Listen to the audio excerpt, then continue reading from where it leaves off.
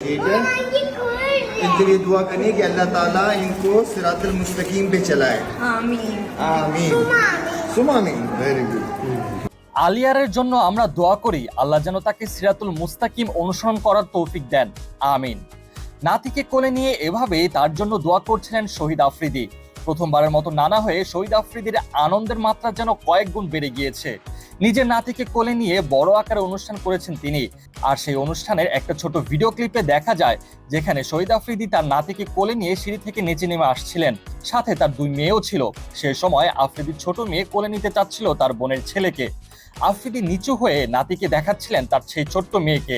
আফ্রিদি নিচু হয়ে দেখানোর পর তার মেয়ে এই ছোট বাচ্চাকে দেখে বলেছিল, দেখো কিভাবে ঘুরছে, অর্থাৎ মাথা ঘুরাচ্ছে।